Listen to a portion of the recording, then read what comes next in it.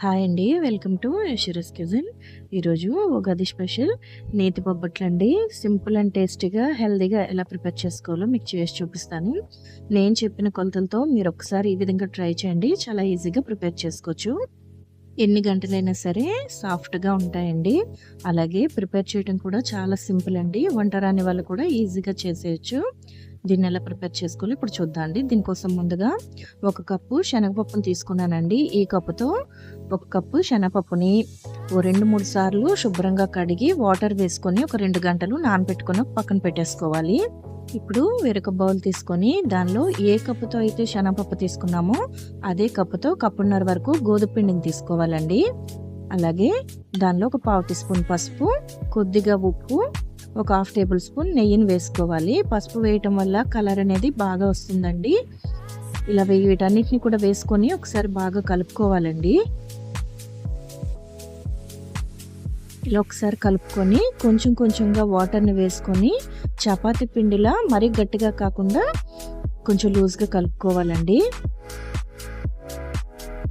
వీడియోలో చూపిస్తున్న విధంగా పిండిని ఈ విధంగా బాగా కలుపుకుంటూ మధ్య మధ్యలో ఆయిల్ని 1 టేబుల్ స్పూన్ యాడ్ చేసుకుంటూ ఈ విధంగా మొత్తం ఆయిల్ అంతా కూడా పిండికి పట్టుకునే విధంగా కలుపుకోవాలండి. గోధుమ పిండితో చేస్తున్నాం కాబట్టి పిండిని చాలా సాఫ్ట్గా కలుపుకోవాలండి. అలా అయితేనే బొబ్బట్లు అనేవి చాలా సాఫ్ట్గా టేస్టీగా వస్తాయండి. మళ్ళీ ఒక 1 టేబుల్ స్పూన్ ఆయిల్ వేసుకొని మెత్తగా కలుపుకోవాలండి. ఒక 10 నుంచి 15 నిమిషాలు పిండిని నలుపుతూ కలుపుకోవాలండి. అలా అయితే పిండి అనేది చాలా సాఫ్ట్గా అవుతుంది. ఇప్పుడు దీనిపైన మూత పెట్టేసి ఒక 2 గంటలు ఒక పక్కన పెట్టేసుకోవాలండి. ఇప్పుడు వేరొక కుక్కర్ గిన్నె తీసుకొని దానిలో 2 అవర్స్ నానబెట్టుకున్న శనగపప్పుని వాటర్తో సహా వేసేసి కొద్దిగా పసుపును కూడా వేసుకొని మూత పెట్టి ఒక 4-5 విజిల్స్ వచ్చేదాకా ఉడికించుకోవాలండి. 4-5 విజిల్స్ అయితే కరెక్ట్గా ఉడికిపోతుంది. చూడండి, ఈ విధంగా ఉడికితే సరిపోతుందండి. మరి మెత్తగా ఉడికించుకోకూడదు. దీన్ని ఒక స్ట్రెయినర్ సహాయంతో వాటర్ ఉంటే డ్రైన్ చేసేయాలండి. ఈ విధంగా వాటర్ని వడకట్టేసుకోవాలండి. ఆ వాటర్ని రసంలో కానీ సాంబార్లో కానీ వేసుకొని చేసుకుంటే చాలా బాగుంటుందండి టేస్ట్. దీన్ని ఒక పక్కన పెట్టేసుకోండి. ఇప్పుడు పప్పుని ఒక మిక్సీ జార్లో వేసుకోవాలండి. వేసుకొని వాటర్ ఏమీ వేసుకోకుండా మెత్తగా గ్రైండ్ చేసుకోవాలండి. ఎక్కడ పలుకు అనేది లేకుండా గ్రైండ్ చేసుకోవాలి.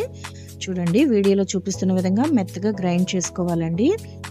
వీడియోలో చూపిస్తున్న విధంగా మెత్తగా మిక్సీ పట్టుకోవాలి. దీన్ని ఒక పక్కన పెట్టేసుకొని ఇప్పుడు స్టవ్ వెలిగించి ఒక ప్యాన్ పెట్టుకొని ఏ కప్పుతో అయితే శనగపప్పు తీసుకున్నామో అదే కప్పుతో 1 కప్పు బెల్లం తరుగు వేసుకోవాలండి. వేసుకొని ఒక 2 టేబుల్ స్పూన్ వాటర్ని వేసుకోవాలి. ఇలా వాటర్ని వేసుకొని ఇందులోనే మిక్సీ పట్టుకున్న శనగపప్పును కూడా వేసుకోవాలండి.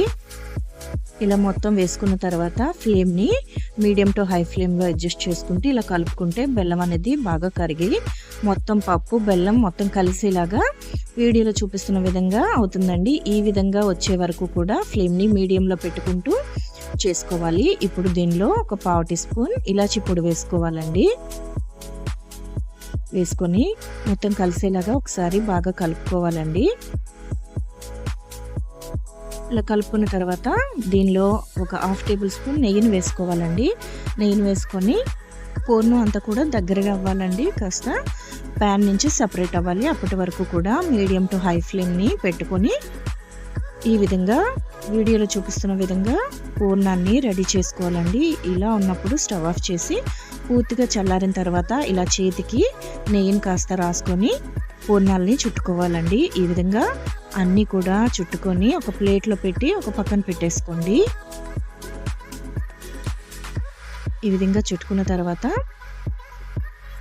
పైన కలుపుకున్న పిండి ఉంది కదండి, గోధుమ పిండిని చూడండి 2 అవర్స్ మనం నానబెట్టుకుంటే ఇలా సాఫ్ట్గా అవుతుందండి. ఇలా అయితేనే మనకి బొబ్బట్లు అనేవి సాఫ్ట్గా వస్తాయి. ఇప్పుడు దీనిలో నుంచి చిన్న చిన్న ఉండలుగా తీసుకొని పూర్ణం తయారు చేసుకున్నాం కదండి, ఆ పూర్ణం కంటే కాస్త పెద్దగా ఉండల్ని తయారు చేసుకోవాలండి. ఈ విధంగా అన్నీ చుట్టుకొని ఒక పక్కన పెట్టేసుకోండి. ఇప్పుడు వీటిని ఒత్తుకోవటం కోసం ఒక కవర్ని తీసుకున్నానండి. ఇలా కవర్కి కాస్త నెయ్యిని అప్లై చేసుకొని ముందుగా మనం తయారు చేసుకున్న ఉండలు పెట్టుకోవాలండి. ఇలా చేతితో ఒత్తుకొని మధ్యలో పూర్ణాన్ని పెట్టుకోవాలండి. ఇలా పూర్ణం పెట్టుకొని పూర్ణం అంతా కూడా వీడియోలో చూపిస్తున్న విధంగా పిండితో కవర్ చేసుకోవాలండి. ఈ విధంగా కవర్ చేసుకుంటే పూర్ణం అనేది బయటికి రాకుండా విడిపోకుండా ఉంటుంది. ఇప్పుడు దీన్ని మళ్ళీ చేతికి కాస్త నెయ్యిని రాసుకొని వీడియోలో చూపిస్తున్న విధంగా నెమ్మదిగా ఒత్తుకోవాలండి. మీకు ఇలా ఒత్తుకోవడం రాకపోతే పూరి ప్రెస్సింగ్ ఉంటుంది కదండి, ఆ దాంట్లో అయినా సరే మనం బొబ్బట్ని చేసుకోవచ్చు. ఇలా చేతితో ఒత్తుకుంటే ఈజీగా అయిపోతుందండి. ఎక్కడ పలుచగా లేకుండా అన్ని వైపులా కూడా సమానంగా, మరీ పలుచగా కాకుండా దలసరిగా కాకుండా ఈ విధంగా ఒత్తుకుంటే సరిపోతుందండి. లోపల పెట్టిన పూర్ణం అనేది బయటికి రాకుండా ఈ విధంగా ఒత్తుకోవాలండి. ఒత్తుకొని ఈలోగా పెనాన్ని బాగా వేడి చేసుకోవాలండి. ఇలా వేడెక్కిన తర్వాత మాత్రమే చేత్తో తీసి ఇలా బొబ్బట్ను వేసుకొని ఫ్లేమ్ని మీడియంలో పెట్టుకొని పైన కాస్త నెయ్యిని వేసుకుంటూ రెండు వైపులా కూడా కాల్చుకోవాలండి.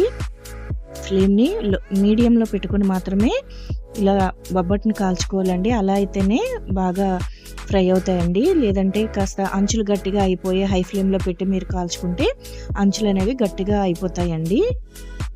అందుకని ఈ విధంగా రెండు వైపులా కూడా తిప్పుకుంటూ కాస్త కలర్ మారేంత వరకు నెయ్యిని అప్లై చేసుకొని రెండు వైపులా ఇలా వీడియోలో చూపిస్తున్న విధంగా కాల్చుకోవాలండి.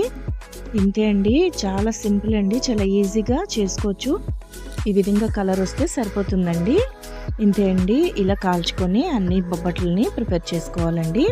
ఇంతే అండి, చాలా సింపుల్గా నేతి బొబ్బట్లని ఇంట్లోనే స్వీట్ షాప్లో ఎలా అయితే తయారు చేస్తారో అంతకన్నా హైజెనిక్గా టేస్టీగా ఉంటాయండి. మీరు కూడా ఈ ఉగాది పండగకి ఒకసారి బొబ్బట్లని ఇలా ట్రై చేయండి. గోధుమ పిండితో అలాగే బెల్లంతో చేసుకునే ఈ బొబ్బట్ల టేస్ట్ అయితే చాలా బాగుంటుంది. మీకు ఈ వీడియో నచ్చినట్టయితే వీడియోని మీ ఫ్రెండ్స్ అండ్ ఫ్యామిలీకి షేర్ చేయండి. ఛానల్ని సబ్స్క్రైబ్ చేసుకోండి. వీడియోని లైక్ చేయండి, షేర్ చేయండి. Thank you for watching.